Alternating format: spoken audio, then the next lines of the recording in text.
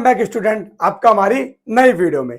जैसा कि हम लास्ट वीडियोस में पढ़ के आए सत्ता की साझेदारी, किसके बारे में पढ़ के आए? सत्ता की साझेदारी। इस सत्ता की साझेदारी में हमने मतलब पावर शेयरिंग, क्या पढ़ा था? Power sharing. पावर शेयरिंग में हमने ये पढ़ा कि किस तरह से, ठीक है, बेल्जियम और श्रीलंका में पावर को डिस्ट्रीब्यूट किया गया। श्रीलंका में जिसने नहीं किया तो वहां पे क्या हो गया? सिविल वार, गृह युद्ध हो गया। जबकि बेल्जियम ने अकोमोडेशन, समझदारी अपनाई और हुआ क्या?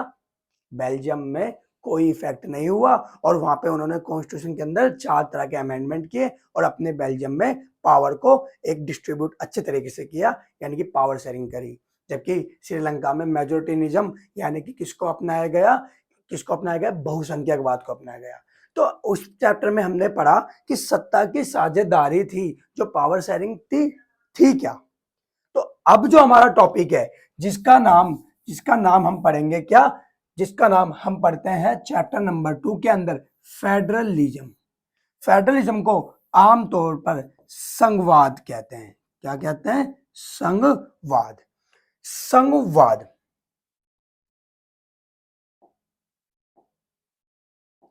क्या कहते हैं? संघवाद। अब ये संघवाद क्या होता है? फेडरलिज्म क्या होता है?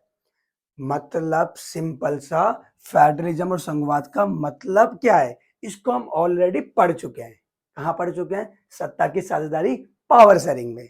अब उसमें कहां पढ़ा था? उसमें हमने देखा था कि किस प्रकार जो बेल्जियम है वो डच भाषी लोगों के बीच में और फ्रेंच भाषी लोगों के बीच में सत्ता का बंटवारा करता है। बंटवारा, जो शब्द देखते हैं ना, बंटवारा, क्या?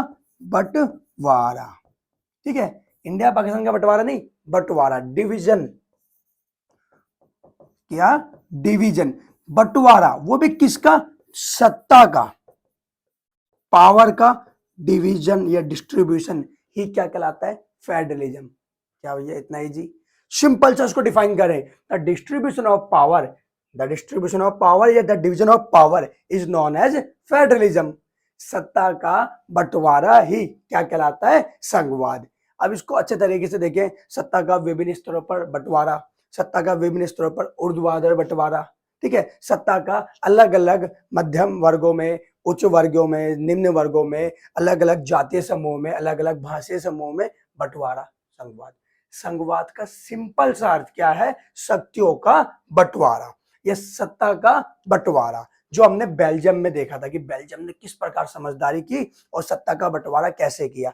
तो सत्ता का बंटवारा ही क्या कहलाता है? संघवाद, federalism. The division of power is known as federalism. अब वो किसी के बीच में हो सकता है, amongst section of the society, amongst linguistic peoples, among ethnics groups, किसी भी बिहाफ में हो सकता है। इट मीन्स लोगों के अलग अलग ग्रुप में, लोगों के एज ग्रुप में बोल दो, लोगों के क्या कहते हैं रिलीजन ग्रुप में, किसी भी ग्रुप के अंदर आप जो पावर होती है उसका डिस्ट्रीब्यूशन ही क्या कहलाता है?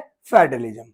तो फेडरलिज्म को हमने देखा चैप्टर नंबर 1 के अंदर, हमने वहां पे शुरुआत करी कि किस प्रकार सत्ता क्या होती है और सत्ता का बंटवारा क्या होता है। हमने वहां पे पॉजिटिव अप्रोच और नेगेटिव अप्रोच दोनों देखी, अर्थात हमने वहां पे सकारात्मक उदाहरण भी देखा और नकारात्मक उदाहरण भी देखा। सकारात्मक में हमने बेल्जियम पढ़ा और नकारात्मक में हमने क्या पढ़ा? श्रीलंका पढ़ा, कि श्रीलंका में क्या हुआ और बेल्जियम में क्या हुआ। तो टॉपिक पे आते हैं, फेडरलिज्म, सत्ता का विभिन्न स्तरों पर बंटवारा क्या कहलाता है? संघवाद। The division of power is known as federalism. A division of power in different levels is known as federalism. चलो फेडरलिज्म हमने पढ़ लिया।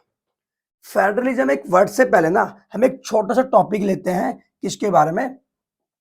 छोटा सा टॉपिक लेते हैं और वो हमारा छोटा भीम नहीं, वो हमारा आएगा यूनिटरी गवर्नमेंट।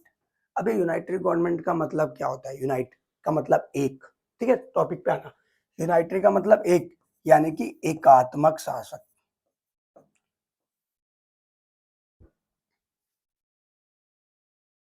यूनिटरी गवर्नमेंट का मतलब क्या होता है?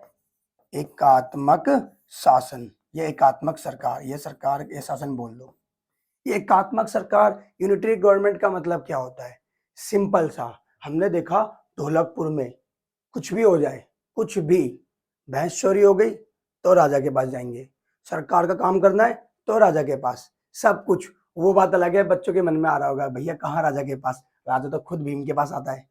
नहीं, मैं यहाँ पे समझाना क्या चाह रहा हूँ कि किस प्रकार मोनार्की राजतंत्र, जिसमें हमने पढ़ा था 9th क्लास के अंदर लुईस 16 वाला चैप्टर, फ्रेंच रेवोल्यूशन, फ्रांसीसी क्रांति, उसमें हम क्या देखते हैं कि यहाँ पे मोनार्की राजतंत्र था। राजतंत्र में क्या होता है, सरकार के पास सरकार होती है वो एक हाथों में होती है, और एक जो बंदा होता है वही सबको चलाता है, वही नियम कानून बनाएगा, लॉ मेकिंग प्रोसीडर भी वही करेगा, वही उन पे कार्य करवाएगा, एग्जीक्यूटिव पावर भी वही करेगा, और इसके अलावा न्याय भी कौन देगा, कंप्लीटली राजा देगा।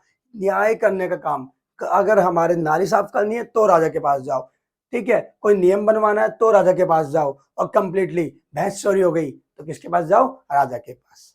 राजा छोटे भीम के पास जाएगा वो बात अलग है, पर हम देखते क्या है कि मोनार्की सिस्टम में, जिसको हम क्या बोलते हैं, राजतंत्र बोलते हैं, वहां पे कुछ ऐसा ही हुआ करता था। जिस प्रकार आज भी ब्रिटेन के अंदर, यूके के अंदर कंप्लीटली क्या है, यूनाइटरी गवर्नमेंट को एक्सप्लेन किया हुआ है कि एकात्मक शासन, सरकार की सारी शक्तियां एक ही हाथों में। तो ये तो हो गई यूनाइटेड गवर्नमेंट, जो हमने पढ़ा सरकार का एकात्मक रूप, एकात्मक शासन, जहां पे कंप्लीटली क्या होता है, सारी पावर एक ही बंदे के हाथ में। बट हम पढ़ क्या रहे हैं, फेडरलिज्म। अभी हमने क्या देखा कि जो फेडरलिज्म होता है, अभी हमने क्या देखा, जो फेडरलिज्म है वो कंप्लीटली क्या होता है, शक्तियों का बंटवारा। शक्तियों का क्या होता है, बंटवारा। तो हमने क्या देखा कि शक्तियों का बंटवारा, एक मिनट वेट,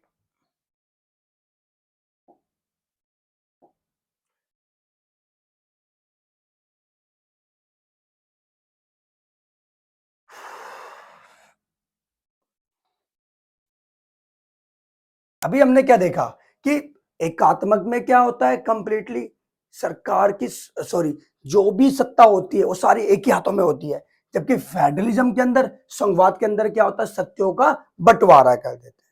तो सिंपल सा, एकात्मक, एकात्मक का मतलब सारी शक्तियां एक ही हाथ में, और फेडरलिज्म मतलब अलग अलग लोगों के पास अलग अलग पावर होती है, हर कोई अपनी पावर का इस्तेमाल अलग अलग तरीके से करता है, ठीक है। जैसे कंप्लीटली किसी का काम अलग, किसी और का काम अलग, किसी और का काम अलग, किसी और का काम अलग, किसी और का काम अलग। मतलब हो क्या रहा है, एकात्मक सरकार, यूनिटरी गवर्नमेंट में क्या हो रहा है, जो लॉ मेकिंग प्रोसीडर है वो भी एक हाथ में, एग्जीक्यूटिव पावर है वो भी एक हाथ में, और जुडिशरी पावर है वो भी एक हाथ में। मतलब निर्णायक भी एक, कार्य करने वाला भी एक, और नियम बनवाने वाला भी एक।